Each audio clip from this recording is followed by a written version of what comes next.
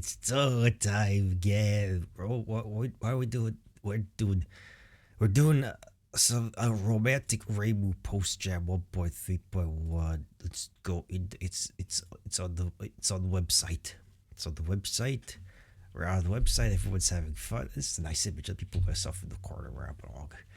So you have Yukari in the corner just observing over there's I'm blanking out Sakura. There's I don't know who the Greek hair one is. There's Reimu, Marissa, and I don't know who that one is either. I forget. There's a lot of things. But anyway, we have settings. It's all quiet. It's all quiet on the front. The trials of romantic Reimu. Let's begin. There's music. There we go. Okay, this game is a fan world based on Touhou project. Yes, that's the whole point. If all of them are. Wait, is there an option? I forget. No. Hey, there we go. Full screen mode. There we go. That's the thing. F11. Music volume can be tweaked. Blah blah blah blah blah. Warning: this game contains mature topics and themes. Good.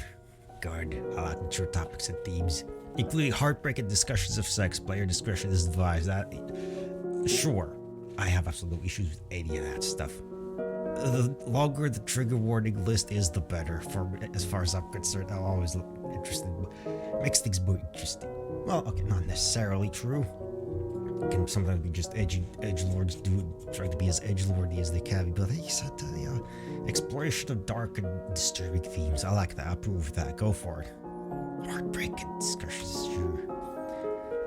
All right, we're gonna go. All right. Let's settle in for a lot of reading. Walls, text. We're not doing the Reimu voice. I don't really have a Reimu voice, but whatever. My name is Reimu Hakure. I watch over a sorry, rundown shrine on the edge of Gensokyo. And for better or worse, it's my job to watch over the peace of that same land. You might think such an important role would come with some perks like catered food or a live-in maid, maybe even the occasional free drink at the bar, for God's sake. But no, about all that comes with the position is fame. Not the good kind of fame. The fame that accompanies a vast fortune. I have inherited the kind of fame that has lots of humans and yokai hanging around, eating my snacks, drinking my tea, and not donating a penny. And it's more yokai than humans to boot. For a long time, I accepted the company of whoever floated by. Maybe I was too lazy to wave them off. Maybe I held out the false hope they might toss something, literally anything at all, into the donation box. I grew so accustomed to the hangers-on that I never noticed some of them stuck around longer. Sat a little closer to me. Saw something in my eyes worth staring at for uncomfortably long. I mean, I know how it goes well enough. Find someone pretty, fall in love, get married happily after all that. But I just never saw myself in those sorts of fantasies. Just sipping tea on the veranda, watching the sunset, leaving chores for tomorrow. That is the essence of my happiness. Being with someone else, all the time, forever. How could I ever get my own peace and quiet? I could barely squeeze in the time with everyone, and their phantom half visiting at the drop of a hat. So what is a shrine maiden to do when the tranquility of the status quo isn't enough for someone? How could I push them away, out of my personal space, without pushing them away forever? How do you fight a battle of emotions and feelings, rather than bullets and needles? If those same bullets could drive them off, would that be enough? For them? Or even for me? Whenever such a tight bundle of uncertainty clutches to my chest, I prefer to sip my tea and spend a slow afternoon to think about something else. But I put it off long enough that on one particularly dull day, it all came crashing down upon me. Can you dodge romantic advances? Can you graze through these encounters without getting sucked into their embrace? Can you break the spell card I unwittingly placed on them? Can I just get some damn space to myself? Maybe it is time to find out. My teeth snapped through the rice cracker with a distinctly unsatisfying crunch. I peered at the remaining half, then slid my gaze over to the nearly empty bowl. How long ago did I buy them? With a dejected... readings today's gonna be great. I'm really good at that apparently today. With a dejected sigh, I stuffed the remains into my mouth and reached for another. The book laid out before me on the table wasn't much better. It had that fiddly outside world binding that needed a hand just to keep it open. Ah, those books, okay. and the story upon the curved pages seemed about as stale as the crackers. What kind of doofus gets a girl to just fall from the sky? And apparently that is enough cause to start dating? Who reads this crap, much less writes it? Oh, you'd be surprised. I flopped backward onto the floor. I peered upside down to my thin bookshelf. Nothing I haven't read a dozen times there. My back bent upward with a groan. This silly book full of pictures was Kozusu's best recommendation. I worried for her, but she'd probably not lend me another for free if I didn't at least finish it. My fingers pinched the corner of the next page, completely covered in just one big picture, and more than half of it, the alien girl's chest. My eyes lingered on it more than they should while my hand fetched my cup. I drained back the dregs of lukewarm tea and set it back down. A familiar dilemma faced me. I could get up from my comfy position to make a fresh pot, or just lay down for another afternoon nap. A warm sense of contentment filtered through me. It was a sort of choice that didn't matter, yet was still my own to make. Closing my eyes, my mind drifted away. Tea would come with dinner. Chores could be done tomorrow. My shoulders drooped. Maybe the book would make a better pillow. My hair stood on end. Eyes broken open. Without thinking, my torso bent back from the table and my hands caught the floor behind me. A crash of wood thundered from above, with a billowing blast of dust. Amidst the destruction, a supple weight slammed into my thighs. For a horrid moment, I feared my unresponsive legs broken. Waving some of the dust from my face, with only partial relief, I realized they were just trapped under the white, blue, and green bundle draped across my lap. Reimu! The bundle exclaimed. Oh, what a milker, you broke my fall! Hands shot out, trying to reach around me. I wedged the palm against Sanae's chin, shoving her starry-eyed face away. What kind of miracle breaks my roof? I pointed upward at the enormous hole in the ceiling, or, happy to help, are you alright? Or, yes, that is just great. Rolling my eyes, I shoved her off. Choices, actual legit choices. Where are we gonna go? I mean, she did break through the fucking roof. Can you explain that, you know? What kind of miracle breaks my roof? What kind of miracle breaks my roof? I pointed upward at the enormous hole in the ceiling. Well, I suppose that helped too, but it's still great luck. Her beaming smile reflected off my face more than the sun did through. Okay, this is loud. The music's killing me. A little bit too much. Okay, there we go. That's better. For being in such danger.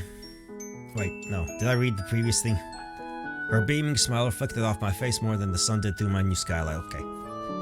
For being in such danger, you seem perfectly fine now. I shoved her off of me, recovering use of my legs. Completely unfazed, she bounced up to sit on her knees. Oh, it was just some fairies. They probably flew off already. She waved her hand in front of her face dismissively. You got blasted by a couple of fairies, right over my house, by pure coincidence. My lower lip drooped along with my eyelids. Yep! Her tongue stuck out, both eyes blinking closed, and she bonked a fist into her hair. Oopsie! I sat staring at her long enough till she started to fidget. Her smile wavered. With a gulp, she inched closer. I got these, She fumbled one hand into her sleeve and fished out 2 stamped stubs of paper. Prism Rivers, tickets to the Prism Rivers, to listen to them, that is. So, they show up to my parties and play all the time. Uninvited, I might add. Still, my eyes lingered on the tickets. Maybe I ought to start charging for. It'd be a waste to go alone. Reimu, you should come with me. She leaned over me, excited puffs of breath pumping in and out of her nostrils. Her wide eyes blazed. Come on, indulge a little side. With a tight sigh, I shook my head. Takes 2 messages blown. Of course, I can't go running off with a hole in my house. Reasonable, but like, who's gonna fuck with Reimu while asleep? You have no sense of timing, son. That sounds fun, but can you help me out here first? I had enough of her already. My roof is west, and so are your chances to convince me of anything be it. Okay, all of them are like, yeah. It does sound fun, come on. But can you help me out here first? You have no sense of timing, Sanae. It sounds fun, but can you help me out here first? Great! A smile engulfed her face. Someone I suspected she only heard half of my response. Oh, somehow I suspect. I hear it's sold out, so the place will be packed. You should wear something, something light so you don't overheat. She was about to say revealing. Yep, she totally missed my claws. Okay, but you need to help me with the repairs. Oh, yeah, I guess there is that. She scratched the back of her head. We should clear out the debris first, right? Rubbing my throbbing temple, I nodded. Yes, you've really made a mess of it. I grabbed the broom and suddenly picked up the bigger bits. Plop. And then she dropped them when a drain drop hit the table. Her hands jumped to her mouth. Oh no! Oh, for God's sake, Rain. Gosh, Reimu, I gotta go. What? Now? I need you more That's really sweet, Reimu, but I was supposed to be at the ritual with Subako and oh no, it must be later than I thought. I gotta go run by. Even while she blurted out her excuse, she was already flying out her hole. The hole. Blip plop. More rain fell down my exposed table. Ah, that was not good at all. Roofing, as well as I knew, was certainly expensive and pain in the ass. Wondering how I would pay for that myself, I dragged myself to the front side of the shrine.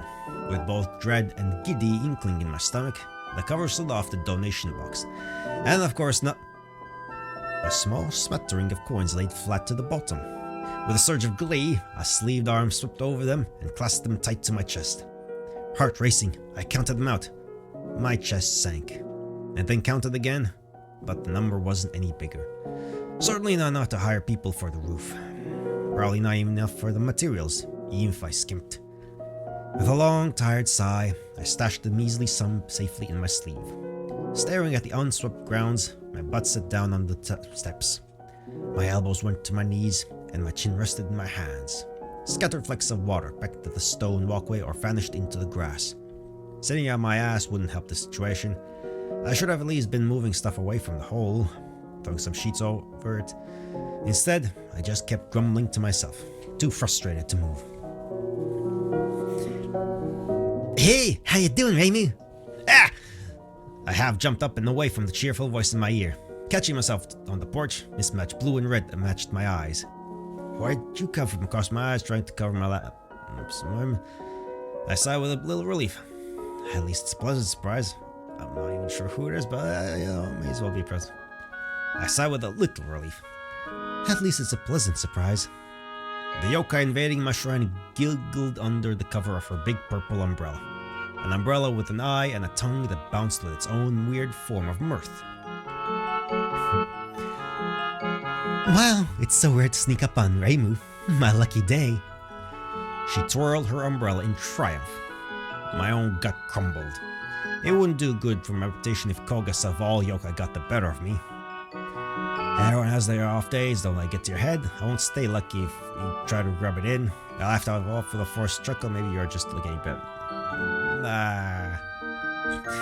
Yeah, right? Like, it won't stay lucky. It won't stay lucky if you try to rub it in. Her triumph withered. Hey, I was only just a little fun. Now isn't a great day to hang around here for fun.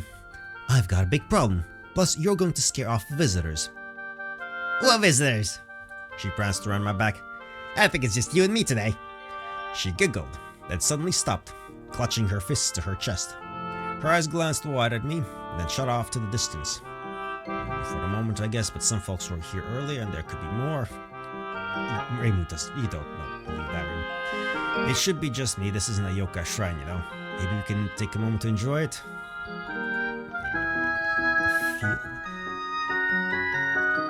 It should be just me. This isn't a yokai shrine, you know.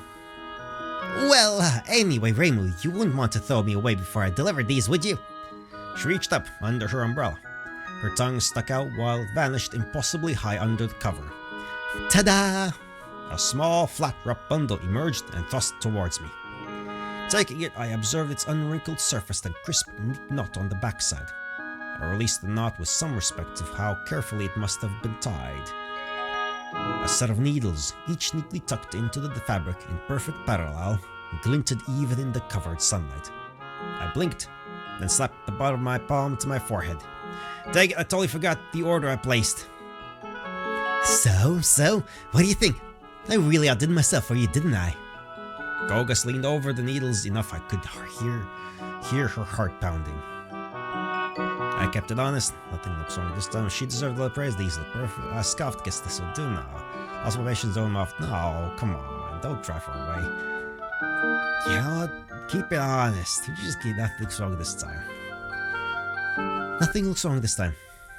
Ah, come on, Reimu. There wasn't anything wrong last time. Her cheeks puffed out and her brows tilted. I couldn't help but chuckle at the sight. Well, I got a smile out of you somehow. She lit up again immediately. Better than seeing someone strong like you moping. That could almost be payment enough. Ah, right. About that payment. I scratched the forearm under the sleeve. Maybe we can sell for some installments? Her hand shot out and grabbed my sleeve.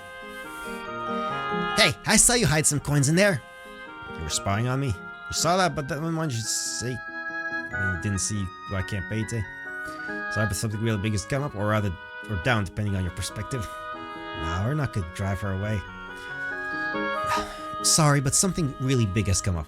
Or down, depending on your perspective. Something is down?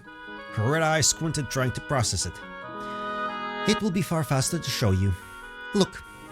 I pointed through the sliding door to the damage that reckless shrine maiden caused.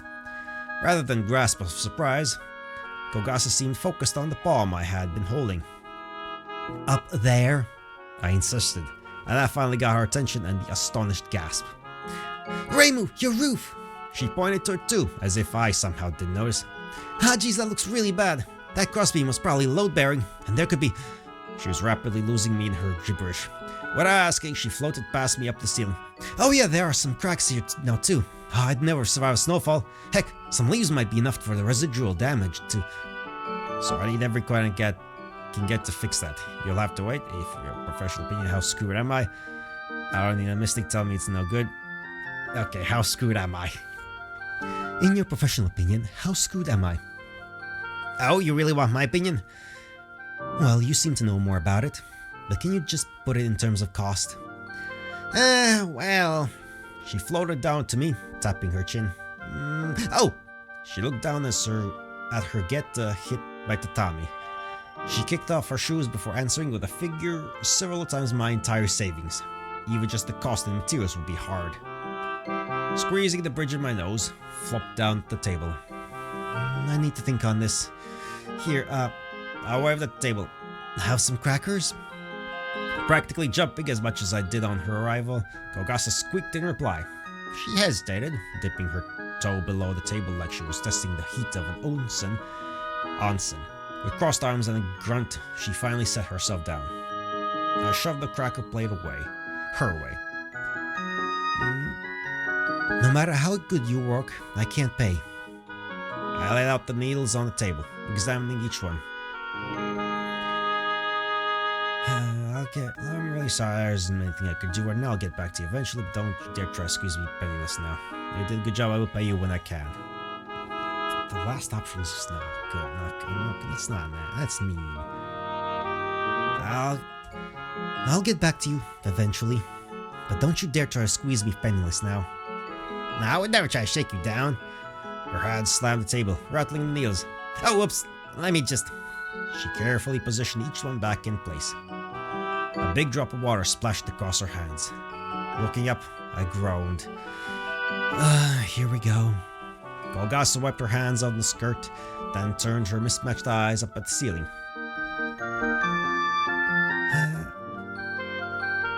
Even if you have the money for repairs, what are you gonna do about it tonight? Throw something over it and hope for the best, I guess. She kept looking skyward. With the storm that's coming, you're going to get soaked. Yeah, and how do you know? Finally, her face bent back down to me with a pout. Who? What do you think I am, Reimu? Trust me, I know. Well, on that matter, I guess you have a point. An old forgotten umbrella? I don't know. Maybe if we actually got used to rain, you wouldn't even be here, would you? I wouldn't say I trusted, but I may as well prepare for the worst. I mean, she does how she is, like, some kind of guy. She knows stuff. On that matter, I guess you have a point. Her chest puffed out a bit. Yep, you can rely on Kogasa Tatara for all things rain-related. Then can you fix my roof? Another couple of raindrops splattered between us. I curled my hands into uneasy fists in my lap. Within an hour or so? Well, that's even for me. She deflated back down, clutching that umbrella of hers close. No, but I could. She blinked fast, then jumped halfway across the table. I could cover that hole easy. So far forward, the rain would have gotten into her teal hair if enough for her umbrella popping open and shielding her. At the least, I understood what she was suggesting, but the logistics didn't make sense. I don't know if that umbrella is big enough for one thing. With a self-satisfied huff, Kogasa stood up. I would have said something about getting her foot off the table, but she was far too busy snapping her umbrella closed and throwing it straight up. It cleared the roof, and with a foop, it opened. Opened and near doubled in size as it floated back down. With that adjustment, the giant hole was completely covered. What little light remained in the sky filtered purple through the artificial canopy. And not for a moment too soon, as I could hear occasional droplets become a constant pitter-patter across it.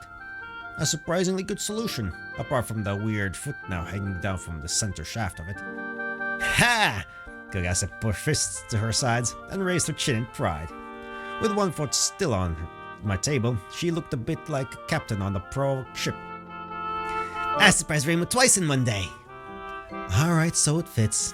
But can you just leave it here all night? Isn't it a part of you or something? She opened her beaming eyes. Oh! She at least realized I was crossing my arms at her and had the sense to sit back down under the table. Maybe that isn't an issue. Speak up. Is it or is it not an issue? I didn't quite want to bring up how creepy that foot scrunching its toes was. Kogasa clutched her arms into her chest and lost the nerve to look me in the eye. I could just stay here for the night?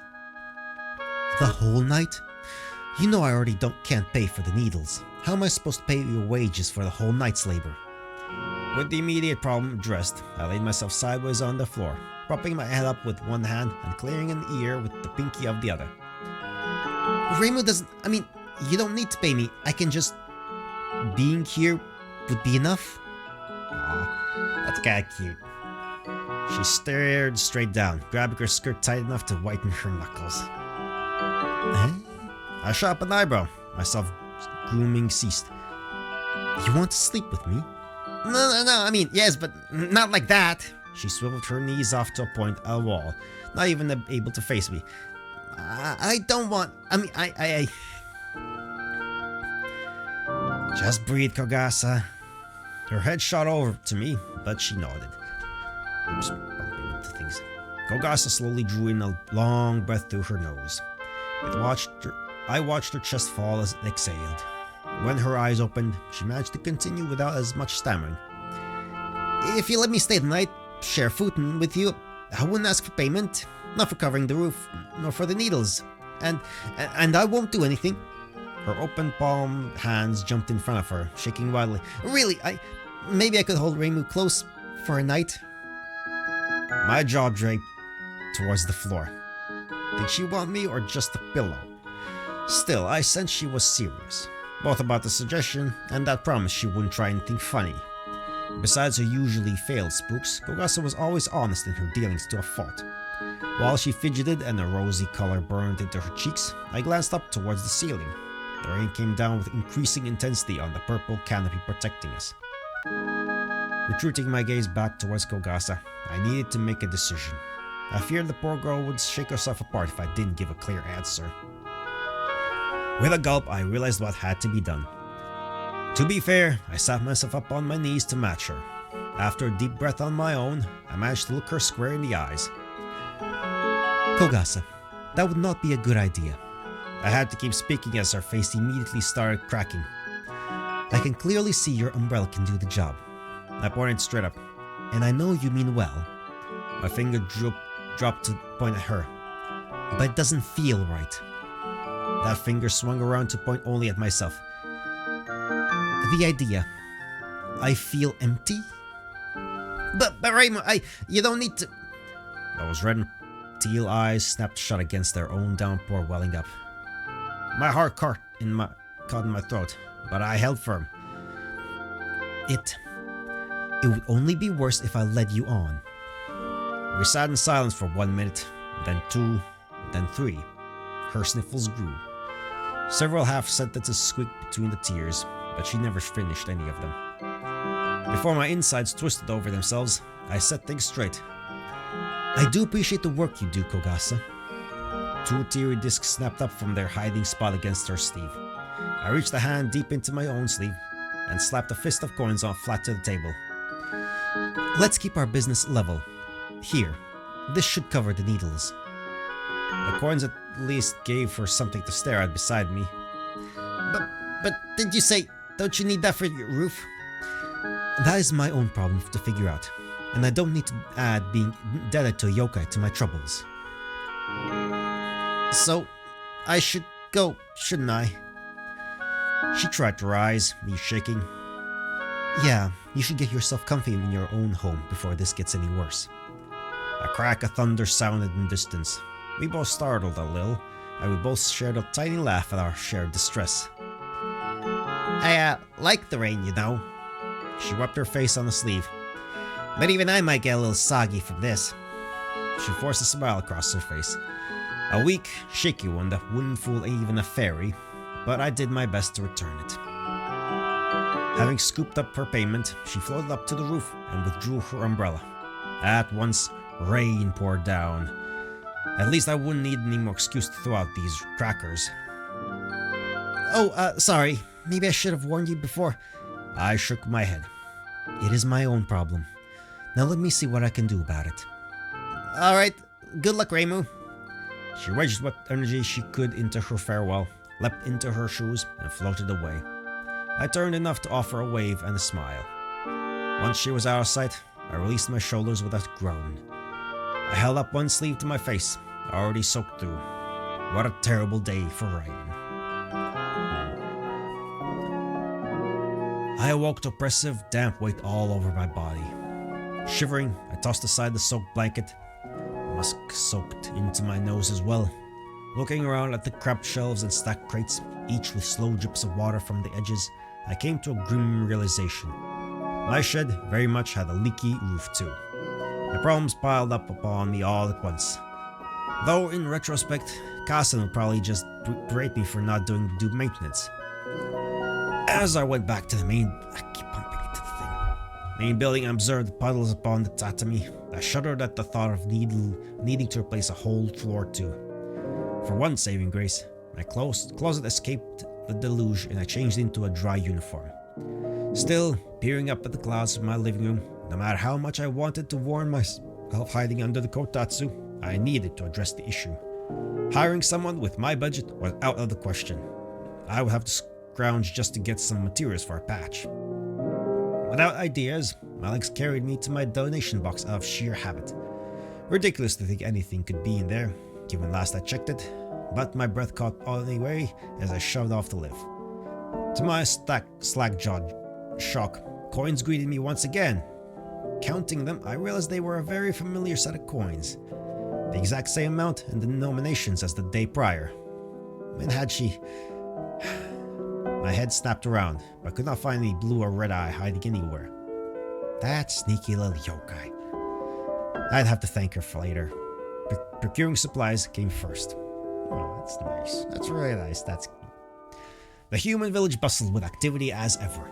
I found myself sniffling into my sleeve as I weaved between farmers setting up their stalls with juicy produce I couldn't afford, and fishermen laughing with each other on their way to catch a gleaming haul I couldn't afford. I'd be lucky just to have enough coin leftovers to pick up an herb or something for my runny nose. On one hand, it was nice that no one gawked or tried to corner me into helping out uncurse their bad cowlick. On the other, no special treatment meant getting jostled about between dozens of bodies all going in every direction. The crusher people had me heating up, and all the pushing started getting me dizzy. Oh no, Reimu's gonna be sick. After much effort, I slipped out to a side road. I'd take a quick walk to clear my spinning head, and by the time I came back, maybe the main market would be a bit clearer. All that dust had me coughing. I ran a sleeve across my forehead to clear some of the sweat. At the same moment, I stepped into an intersection. A blur of white and blue thumped into me. Hard earth slammed into my back, and the sky swam above me. Once I shook my head clear a bit, I pushed up against the elbows, enough to see a burnt slice of bread on the ground and a green-haired ditz rubbing her head. Oh no, sorry Reimu, I didn't see you there. Sane's hand moved to scratch the back of her head. Hey, watch it. My head kept spinning enough I saw two blurred Sane standing up and panning off their skirts. I was running late to gather faith and wasn't watching where I was... Hey, are you okay, Reimu? Only about half of the rushed gibberish coming out of her mouth made much sense. Just fine. I pushed myself up more, only for my hand to slip and for my hair to hit dirt again. Maybe I wasn't so okay. Sane leaned over me. The sunlight her hair blocked made a shimmering greenish halo to outline her head. A hand appeared with a drooping white sleeve. Let me help you up.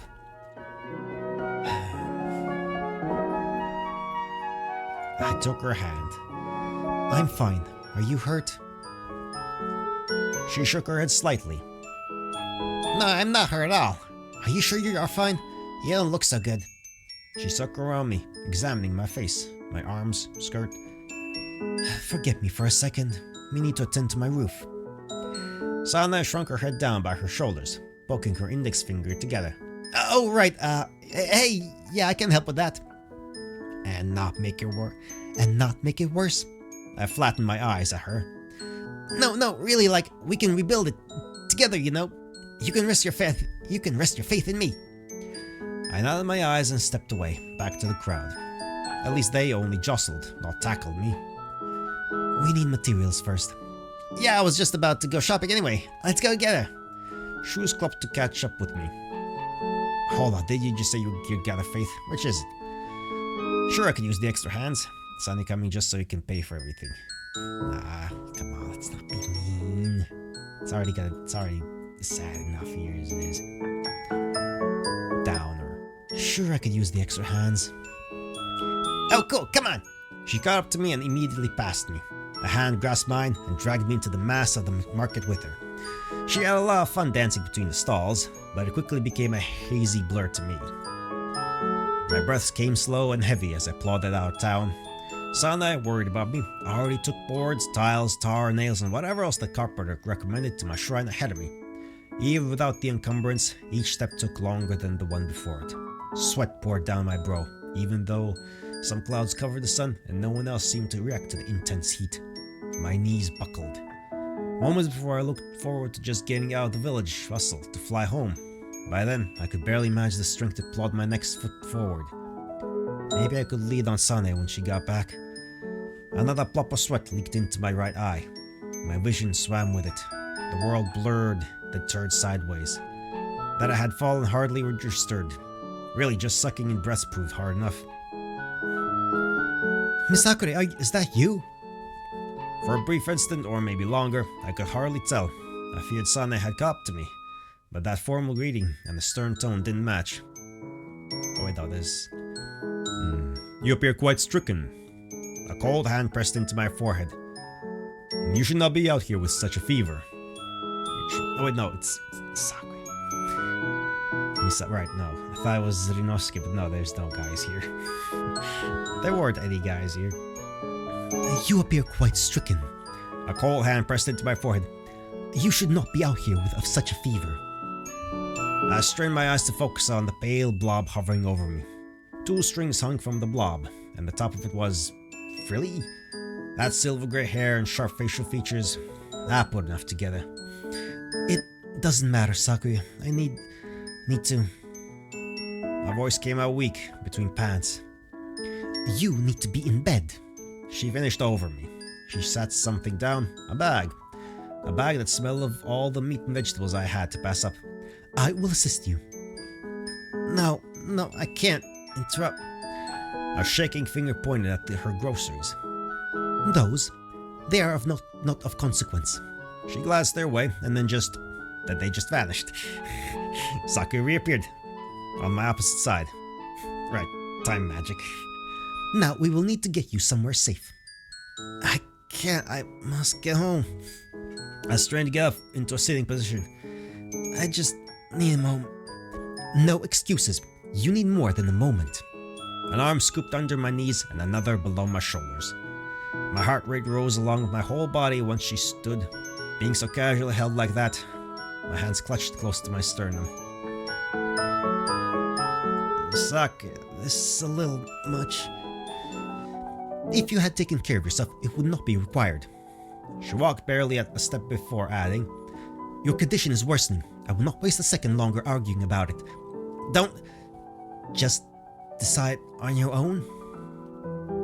The air changed completely. My body descended into a cloud. No, a pillow?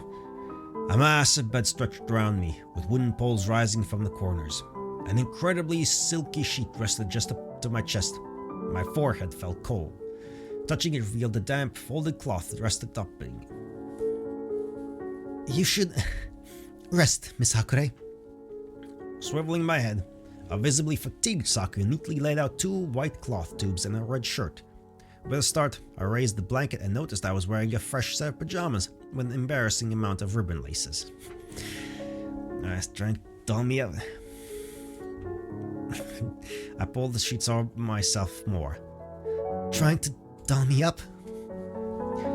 Your clothing was filthy and would have negatively affected your condition. I can assure that it looks good on you is a more pleasant coincidence. Breathing near as rough as my own interrupted her words. Pardon me, she muttered, curling her white apron up to her face and dabbing away some of the apparent strain. Please rest while I attend to other duties. She walked out of the room the normal way. A room from its fancy gilded walls and immense closed curtains certainly didn't belong to me, nor would I want to, or afford ornate Western furniture running along all the walls. Bureaus, a vanity, freestanding closets, a door to probably another closet. Of course, the best clue was that every surface of cloth possessed some shade of red, from the light pink of sheets to the dark crimson of the walls. I lay in the Scarlet Devil Mansion. Again, that should have been obvious, but Sakura was quite right about how out of sorts I was. Not worrying about it any further, I sank back into the heavenly fluff and let my consciousness drift. Hints of movement and the close splash of water woke me. You know what, I'm gonna pause, cause almost 40 minutes and today needs to continue. And unpause if I paused. I don't remember. Pause! Unpause. Hints of movement and a close splash of water awoke me. I started to sit up, muscles creaking in defiance when a rigid palm pushed me down. You don't need to be moving yet. I am just changing your washcloth. Sakura swept a warm, wet towel from my forehead. Dropping it in a basin of water, she wrung out another fresh cloth, neatly folded, then laid it carefully over my head. My face flinched slightly from the sudden cold weight. Sakura's hand jumped back, curling her fingers. Oh, was that too much, Miss Hakure? Just a little sudden, can you quit calling me Miss Hakure? Being taken care of is nice. It feels nice, Sakura. Though, you can just call me Reimu. Sakura smiled out at me, gently rubbing my hair. It may be a bit forward, but if you so desire, I can manage. Reimu. I never truly noticed how unnaturally pale and near porcelain the maid's skin was until that slightest patch of pink appeared on her cheeks. Thanks, I replied, before rolling to one side. The damp cloth flopped down and splat against the pillow. Sakura snatched it back, folded it again. Oh, right. There we go. The damp cloth flopped down and splat against the pillow. Sakura snatched back up, pulled it again, and floundered for an angle it could lay without dropping off. Drooping off, even. With each attempt, she groaned a little louder. I found myself smiling, then chuckling at her efforts. Seriously, she huffed, but I detected more mirth than annoyance in her voice. Oh yeah, I could do that. I discovered that. I suppose it must have been the next day when I remembered anything more. With how much the vampire's mansion blocked out the sun, it was not at all easy to tell. Some wall sconces lit themselves on some sort of schedule, and that seemed to be a good enough time to sit up. With the sea of pillows to prop myself up, it was near as perfect as laying down on the bed. The door swung open on hinges. On hinges. A tall tray upon wheels preceded the maid, who deftly shut the door behind her before bowing to me. Good to see you awake, Reimu, though it may yet be too soon to rise. She pushed the tray adjacent, then set about smoothing over the bed covers and drawing the top further up my torso. I am feeling better. The world didn't spin nor feel on fire anymore. Solid progress in my book. It's always solid progress when it's not spinning. Being sick sucks. Like, as an adult, I don't want to get sick. It prevents me from doing most things I want to actually do. Sure, I don't have to go to work, but fuck, I can't actually do anything useful. So, drink your water, drink something hot every now and then, eat some soup, get some honey. Honey's good. Get like a small one of those buckets of honey. It's a good investment. Like a spoonful of honey a day lasts you for like a month or so. And this will help. Sakura lifted a shiny steel dome from a plate, revealing a bowl of creamy soup with just a hint of steam rising out of it. A chicken and nochi soup, accompanied by carrots, onions, spinach, and celery, with hints of oregano and thyme. The latter picked fresh as of this morning. She bowed again, lightly, with a similarly light smile forming. I don't know what a gnocchi is, but it smells delicious. I scooched to the edge of the bed, taking in the alluring scent. My stomach rumbled in turn. A spoon awaited me as soon as I got close. Sakura held it out, just beyond my lips. I bent my head back before the spoon could intrude. What is this? I already informed you, it is too soon for you to be moving around. I am capable of handling even these lesser details of your care, Reimu. She leaned after me insistently. My lips squirmed, but I yielded. Just don't go telling anyone about this. I leaned around her to grab one of the other various spoons sitting on the table. I am sick, not a baby. That isn't even funny. I knocked her. Come on now, we're not gonna be mean. Just indulge. Be a baby for a day. Just be a baby for a day. Just be a baby for a day. Just don't go telling anyone about this. You need not fear. She slid the spoon into my mouth. This will be just our little secret. A smirk snuck up onto her normally professional face. I savored the taste a moment before the spoon pulled back. Whatever it is, it's delicious. The quality has already passed muster from my mistress. I do not need any praise. Still, she stood up straighter and her smirk widened to a full smile. But I am glad it suits your taste. She continued to pour out more of it until the bowl drained. If you are so eager, do you have any requests for a second course? I think this is plenty enough. You had our duties to attend to, didn't you? Yeah, you got other stuff to do, don't you? Hello, do you have something sweeter? Sugar does help with your energy. Brain energy needs sugar. Sweet. Fuck it. Indulge. You're sick. Do something. A little of the sweet stuff is good. Well, do you have something sweeter? Sakura stuck up her chin and daintily covered a chuckle. I don't believe such indulgence will be appropriate for one in your condition. Yeah, probably not. Come on, Sakura. I pleaded up at her, putting my palms together in a prayer for dessert. Surely you have something lying around you could share. She paced down the room. Well, my mistress does frequently make similar requests, but that will not do. I came and snagged some leftovers. She spun about us on a single heel and walked back towards me. Oh no, certainly not. For such a guest, only something fresh will do. I happen to have recipes I'd like to try that are a poor match for my mistress. Please wait a while I prepare them. She bowed with a hand across her apron. Thanks. And she was gone before I could even express gratitude. Time magic. It's very useful. Still, my mouth watered at the thought of what she might bring. By what could have been the second day, the fever broke and I felt far more myself. Yet, lost in that voluminous bedding, it was far too easy to linger, especially considering I still had that hole in the roof to the dread fixing once I made it back to the decrepit shrine. If only I had my own maid to attend to my every need, the shrine would be in such better shape. Speak of the devil's maid, and she appeared. Quite literally, as I never heard her heels in the hall nor saw the door open. Yet it occurred frequently enough I nearly got used to it. Nearly. My shoulders still jumped. The maid rose from her immediate curtsy, a few fingers covering a slight chuckle. My, your condition may be improving, but your intuition must be lagging behind. I grabbed the nearest pillow and chucked it at her head. Without even opening her eyes, she shifted a stride to the left. You're just always cheating. Fetching the pillow from the ground, a graceful pirouette, she fluffed it in front of herself. Your spirits are much higher too. Excellent. I love the word excellent. It is such an excellent word. It's just excellent. Sakura squished the pillow back behind me amid the cluster, and that kept me upright. Are you just here to check up on me? I crossed my arms with a pout. Certainly, but that is not all.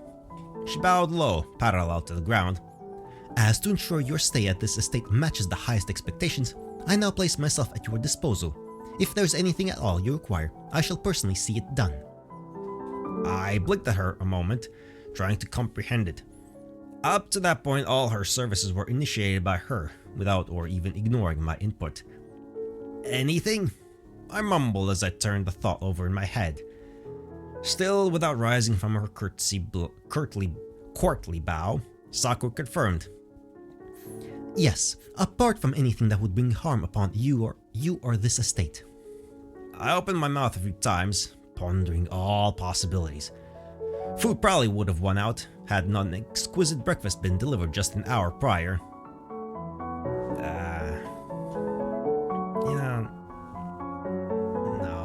No, I don't want to pick that one. That seems a bit too explorative. I don't want to do that. Could you maybe teach me something about Cookie? That would be neat. That's cute. As wonderful as it has been, I would most like to leave. Can you read my usual? Not yet. Being so nice to me. Yeah, come on, cause she's just nice. Yeah, let's learn how to cook with Sakura. Learning how to cook with Sakura. Let's learn how to cook with Sakura. Could you maybe teach me something about cooking? Teach you? Her voice echoed, more inquisitive than elegant. Teach someone to fish, feed them for a lifetime, that kind of thing. And no one has really taught me that. Huh. Sakura rose up with a warm, kind smile. Then it would be my pleasure to provide instruction. If you could accompany me to a spare kitchen, I will run through some basic recipes.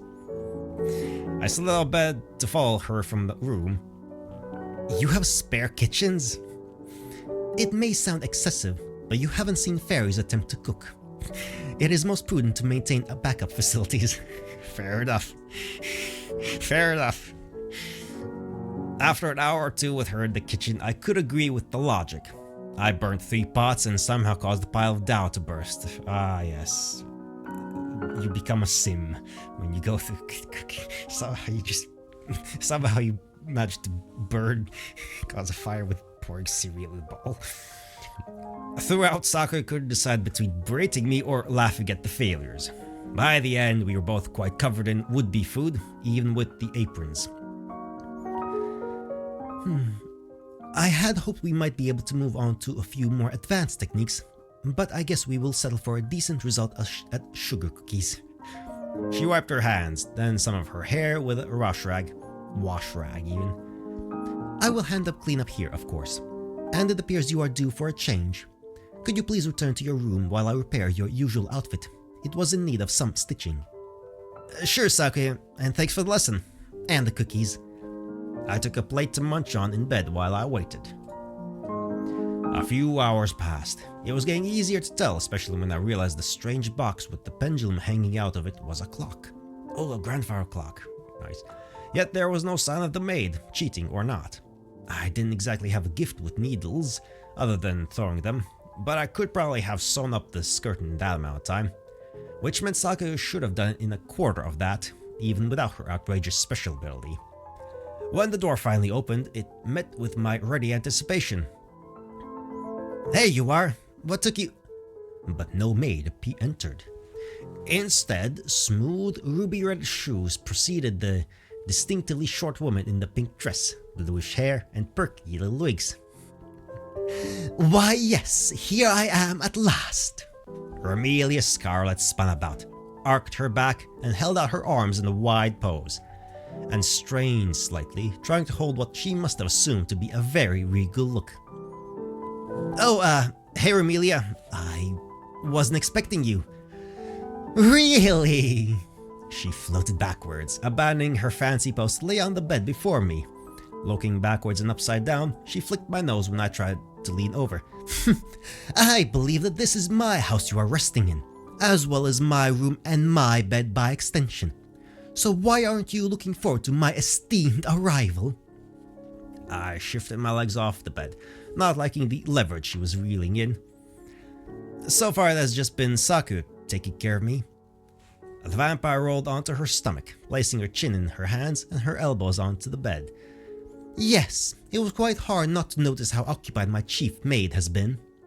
Her legs kicked up and down behind her. The rascal was up to something and terrible at hiding it. I mean, she's a vampire. She's got literally nothing better to do than fuck about. While I am sorry about that, I will be out of your hair shortly. And hopefully without owing Remelia, of all people, any favors. It was not exactly my choice to stay here in the first place. Oh yes, Saku has quite the strong will all on her own. Loyal to a fault, you see, but quite capable of acting independently. She shrugged nonchalantly. I hopped off the bed and found a bit of wall to lean against. Next, you're going to have me believe she brought me here all on her own? To that, the vampire laughed aloud. But of course she did. Why, she even thought to hide it from me. Me, in my own house. Can you imagine? Another laugh shook through her. Oh, quite the opposite. The girl has been working more than twice as hard, even above her normal perfect routine. You really stirred something in her, you know. You think it's my fault in particular? I doubt she would reserve such appreciation for anyone else. Incredibly, it is a close second to her devotion to me. My head shook lightly, trying to take all in. What else could she see in me that is so special? To that, the vampire scoffed, flopping one hand to the side. How should I know? You human lives live shorter than even my most passing of hobbies. Scratching an ear, she mumbled to one side. At least Saku gets some use out of that violin. Ignoring that, let's not ignore that, but cool, she can play violin. I tried to rein in the conversation. And now that you know, you are here to throw me out. Tell me off. Get something from me. So many assumptions, Reimu. Her body lifted up until her legs swung underneath and she sat on the edge of the bed like a normal damn person. I just had to confirm my suspicions with my own eyes. Her legs still kicked back and forth. And lay out my proposal. She stopped her probably rehearsed spiel, but her wings twitched. She wanted so badly for me to ask about it. With a sigh and a roll of my eyes, I took the bait. What is your proposal, O great and noble vampire? Aurelia jumped off the bed, stalking up to me as high as her tiptoes allowed. She swung up her chin. Ah, good of you to remember proper manners. The sarcasm flew right over her. Not terribly hard, given for all her effort, she was still a head shorter than me. I know I will not be tossing this lovely offer before swine. My foot tapped. Maybe Sakesh would return before she got to the point.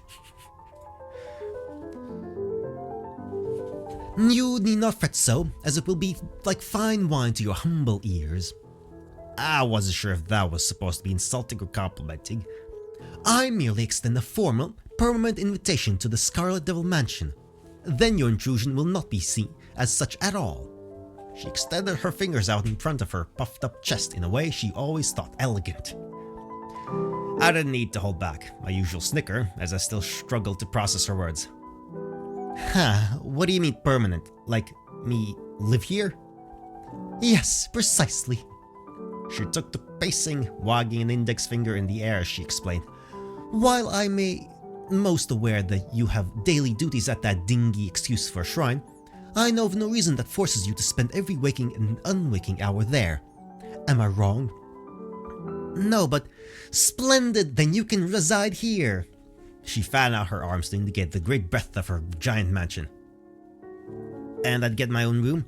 Of course, I have more spare rooms than I do fairy maids to tend them.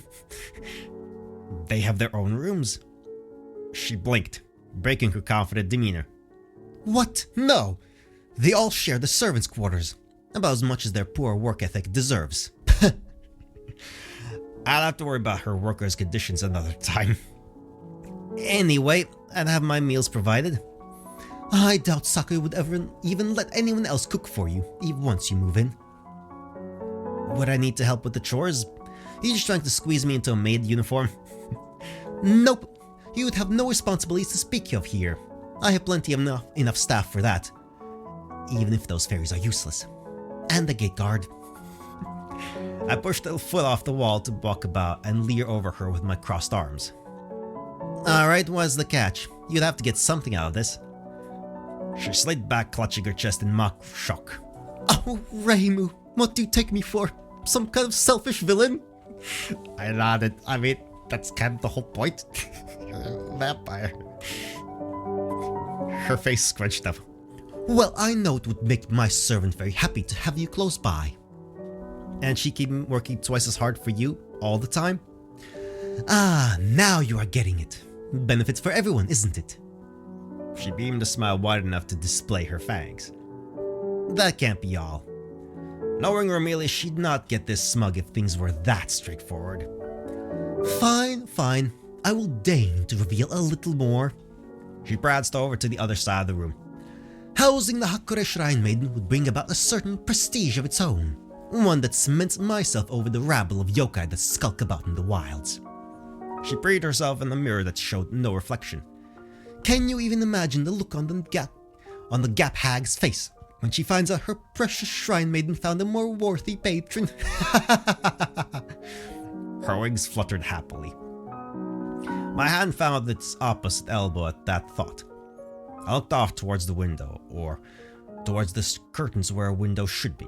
Surely there would be some downhill consequences of accepting, especially as word got out, but would I even need donations from humans anymore if I had all my meals catered? Did that slumbering god or whatever really need me there all day, every day, if they didn't bother showing up? My body turned back to Romelia, heart thumping. Now that I really considered what it meant to the one person who really mattered. If Sakuya felt so strongly about me, was it right to indulge her? Or maybe Romelia figured it out to that degree and it was just beneficial for all of us? I didn't mind her waiting on me hand and foot. I especially didn't mind her cooking. While Romelia prattled on about all the ways she'd show off, I reflected on all the things Sakura had done for me, apparently of her own free will. I had to come to a decision. Enough! I interrupted the vampire before she extolled her own virtues for the third time. I've made up my mind. I'd be a fool to turn down something so generous. Excellent! I knew you would understand my superior logic. She clapped her palm twice. Sakuya appeared, not to a single knee. Sakuya, help Reimu select a room for her own.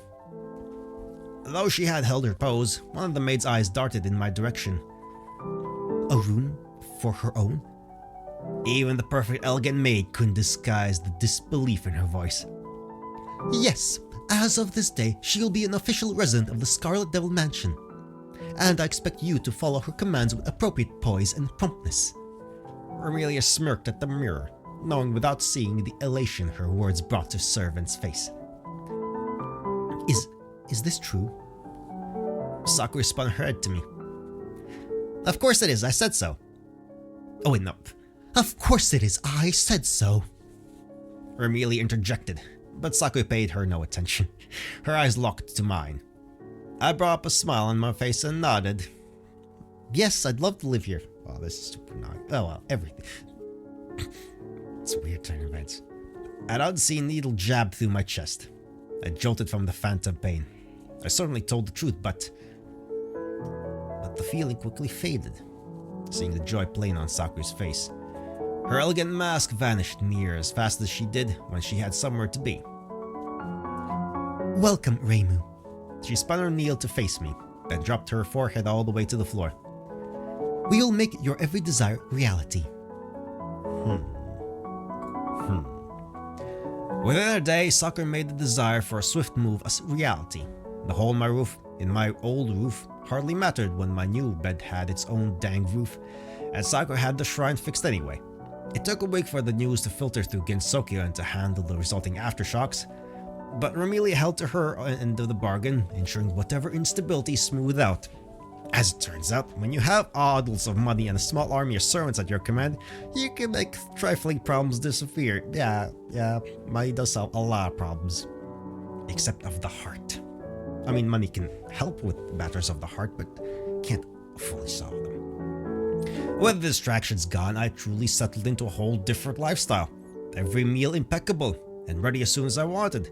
Laundry, cleaning, even disposing of the trash Sakura took delight in handling for me. She'd even groom my nails or massage my back as if I so much as made the slightest suggestion it might help. Luxury I once daydreamed of became my daily regime. I really had to force myself to spend my day at the dusty old shrine. Sometimes Sakura even had to drag me out there, though I suspect that she enjoyed that too from all her chuckling. The Tengu papers ragged about me becoming the spoiled tried maiden. The humans shunned me. Even the Yoka rabble took some nasty tones with me whenever I went out to resolve some incident. Their obvious jealousy washed off me. They sure didn't complain when we had all the flower viewing parties catered by the perfect maid herself. Yes, everything was perfect for years, until they became too perfect. I noticed with each passing day, Sakura added more layers to the croissants. Invisible pins pricked my stomach. The icing of the sweets carried even more intricate designs. Frostbite bit my fingers. My shrine maid uniform would be pressed, steamed, and completely spotless once a week. Then every other day. Then every day. And nearly twice a day, whenever I bathed. My lungs shriveled and ached. Eventually, I even caught her frantically cleaning my room, obliterating every single speck of dust or fingerprint smudged with such fury she missed my entrance. And in such moments, I saw the sweat pouring down her cheeks, the tired panting. She worked herself to the bone. For me. A lump of something lingered in my chest as I snuck away. Or maybe a hole.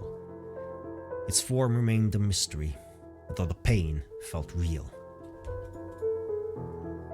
While I sat on the balcony, enjoying the 20th blend of tea Sakura invented and brewed to better match my taste, the phantom needle stabbed again.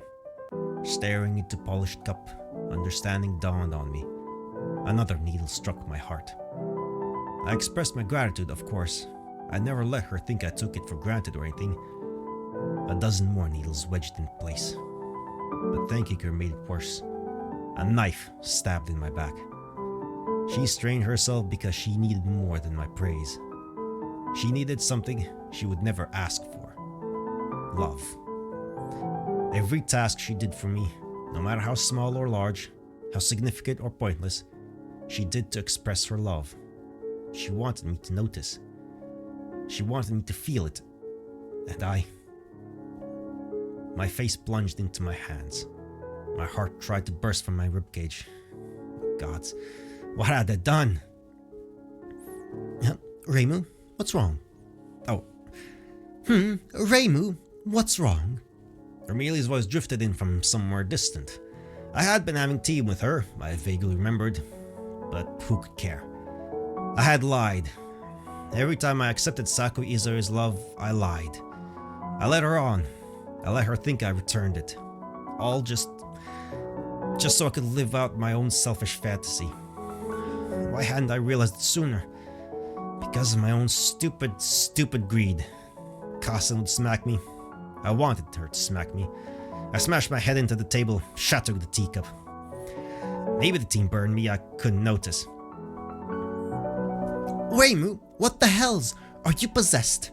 The vampire stood from her chair, still of no importance. Every day since I took that cursed deal, I lived an utter lie. I perpetuated it. I spread it.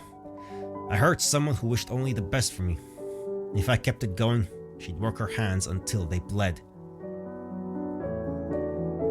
Should I call Sakura? I guess I should. Then Remelia said something relevant. Sakui Izayoi. I had to end it. I had to tell her the truth. I had to tell her what she needed I could never provide. But the sword stabbed my lying heart from every direction. In my infinite weakness, I couldn't do it.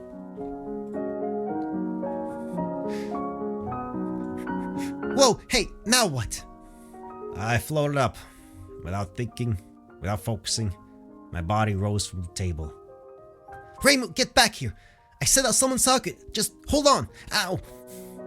The vampire moved to follow, but as soon as her hand extended beyond the table's parasol, it stinged in the sunlight. In a few moments, that hand would recover. A moment after, she'd clap. In less than a moment from that, Sakui Izoi would be there. I couldn't face her. I floated over the railing. I flew past the mansion walls.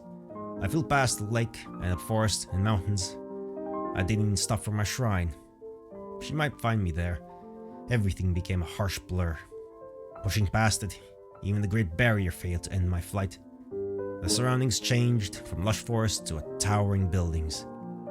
Eventually I landed. People, strange people, gawked. I couldn't understand them.